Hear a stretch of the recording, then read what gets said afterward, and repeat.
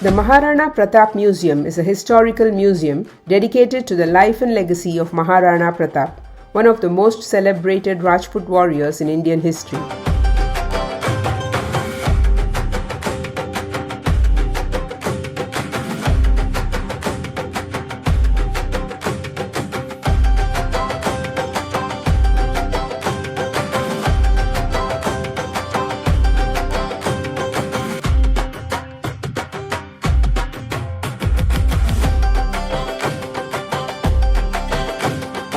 Located near Nathdwara, the museum was established to preserve and showcase the history of the Mewar kingdom.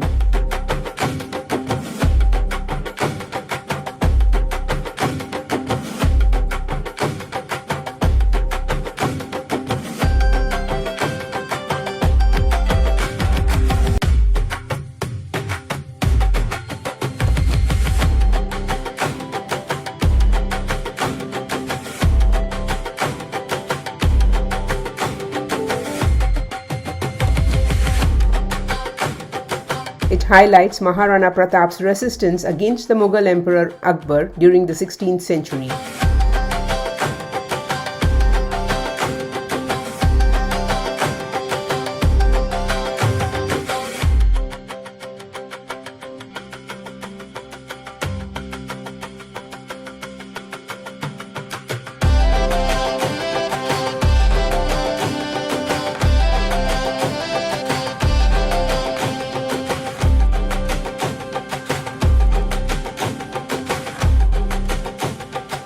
The museum presents detailed models, paintings, and dioramas depicting important events such as the Battle of Haldi Ghati.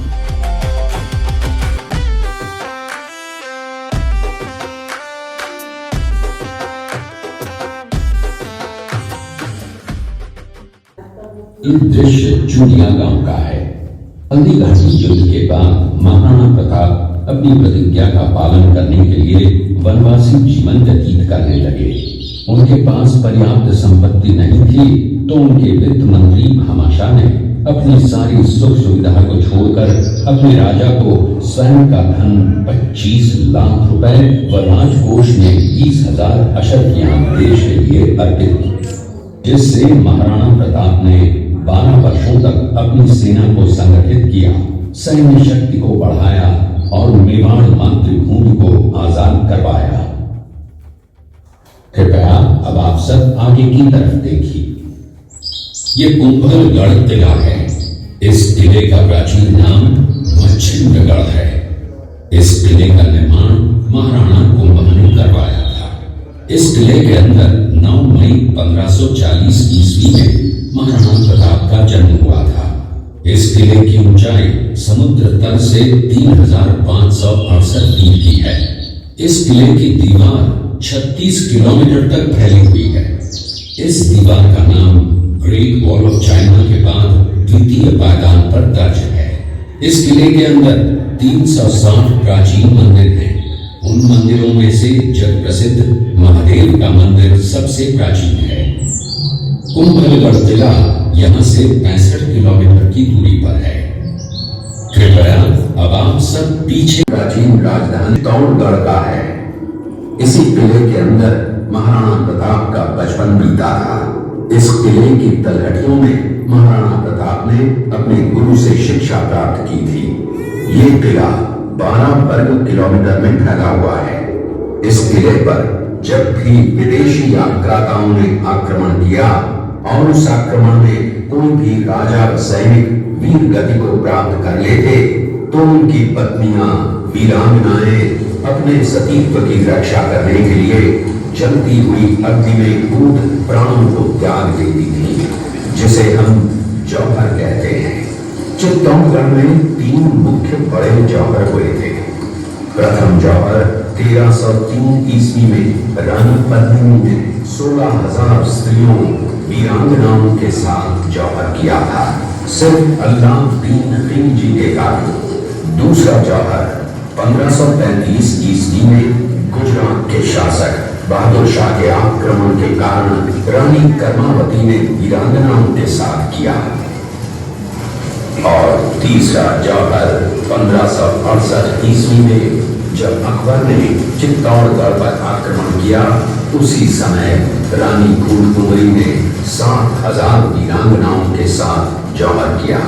फिर भी अकबर का मन नहीं भरा और अंत में हजारों आम लोगों का कत्लेआम करवाकर उन्हें मौत के घाट उतारा गया। इस किले में देखने योग्य विजय स्तंभ है, कीर्ति स्तंभ, मीरा मंदिर, जैन मंदिर, कालिका माता मंदिर, भामाशाह हवेली, कुंभाश्याम मंदिर, फतेह प्रकाश महल हैं। यह किला यहां से 140 किलोमीटर दूरी पर है। ये देखते हुए सभी अतिथि आगे की तरफ चले। ये शेरपुर गांव का दृश्य। अब्दुल रहीम खान खाना अजमेर का सूबेदार था। जब वो शेरपुर पहुंचा तब इसका पता कुंवर अमर सिंह को चला, जो महाराणा प्रताप के पुत्र थे। अमर सिंह ने शेरपुर छावनी पर अचानक आक्रमण कर दिया। उस आक्रमण में मुगल सेना में भगदड़ मच गई। मुगल सेना को अपनी छावनियों को छोड़कर भागना पड़ा। छावनियों के अंदर से लूटा हुआ माल व अब्दुल रहीम खान खाना, जिसकी बेगम आनी खान को बंदी बनाकर महाराणा प्रताप के सामने पेश किया गया। तब अमर सिंह पर महाराणा प्रताप क्रोधित हुए और कहा, जहां से इस नारी को बंदी बनाकर लाए हो, इसे पुनः ससम्मान लौटा कराओ। महाराणा प्रताप ने कहा, हमें नारी से कोई दुश्मनी नहीं है, हमें तो देश विद्रोहियों से दुश्मनी है, जिन्होंने चारों तरफ आतंक फैलाया है। महाराणा प्रताप के आदेश का पालन करते हुए कुंवर अमर सिंह ने उस मुगल नारी को ससम्मान छावनी तक पहुंचाया। इस प्रकार महाराणा प्रताप ने अपने क्षत्रिय राजपूत धर्म का पालन किया और पराई स्त्रियों को मां, बेटी और बहन का दर्जा दिया। ये है महाराणा प्रताप का चरित्र और नैतिक उदारता का परिचय। आप लोगों ने चित्तौड़गढ़ का दृश्य देखा। उसी किले के अंदर की ये घटना है। मेवाड़ की एक ऐसी मां थी जिसने अपने पुत्र का बलिदान देकर राजवंश की रक्षा की थी। उस मां का नाम पन्नाधाय था। पन्नाधाय जाति से गुर्जर थी। वो एक राजकुमार की धाई मां थी। दूसरी तरफ हाथ में तलवार लिए खड़ा ये बनवीर सिंह एक दासी पुत्र है। ये कुंवर उदय सिंह की हत्या करके मेवाड़ की राजगद्दी प्राप्त करना चाहता था। एक रात्रि बनवीर सिंह को मौका मिला। वो राजकुमार उदय सिंह के बड़े भाई विक्रमादित्य सिंह की हत्या करके राजमहल की तरफ आगे बढ़ा। इसकी सूचना पन्नाधाय को लग गई। कुछ समय तक पन्नाधाय चिंतित हुई। तभी पन्नाधाय ने अपने पुत्र चंदन को राजसी कपड़े पहनाकर पलंग पर सुला दिया और उदय सिंह को एक टोकरी के अंदर छिपाकर पत्तों से ढक के महल के बाहर निकालकर गुप्त रास्ते से कुंभलगढ़ भेज दिया। बनवीर सिंह जब तलवार लेकर राजकक्ष में आया तो उसने पन्नाधाय से कड़क आवाज में उदय सिंह के लिए पूछा, तो पन्नाधाय ने चंदन की तरफ इशारा किया।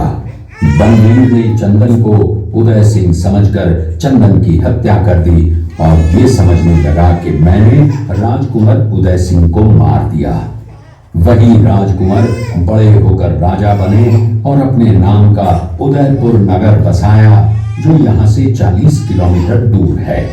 और उन्हीं के पुत्र महाराणा प्रताप हुए, जिन्होंने हल्दी घाटी का युद्ध लड़ा और आज हम लोग उनका इतिहास यहाँ पर देख रहे हैं।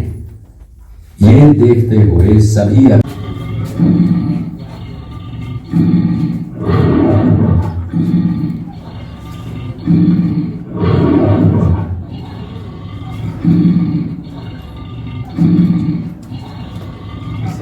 प्रताप वृक्ष के नीचे बैठकर पत्तों पर खाना खाते हुए। इसी कारण हम आज भी महाराणा प्रताप को श्रद्धा व सम्मान से याद करते हुए देशभक्ति की प्रेरणा प्राप्त करते हैं।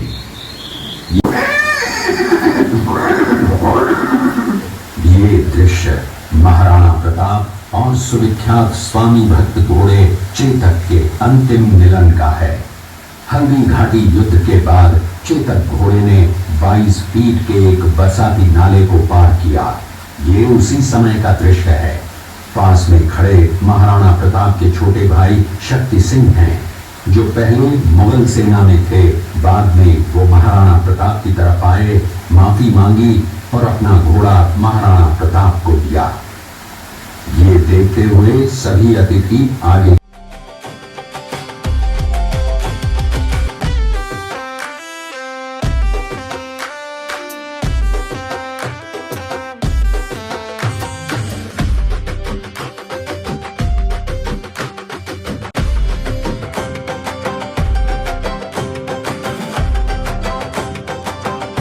Exhibits also portray the bravery of Maharana Pratap's loyal horse, Chetak, which played a key role in the famous battle.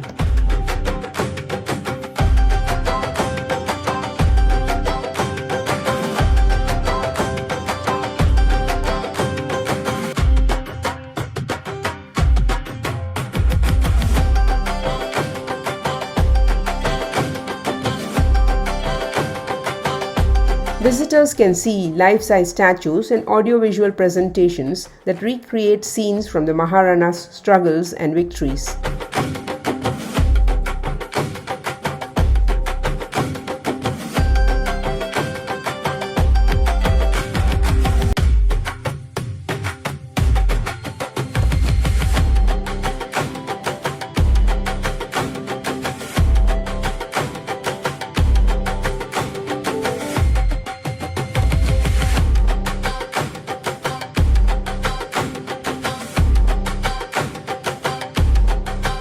The museum also provides insights into Rajput culture, warfare, and the political history of Mewar during the Mughal period.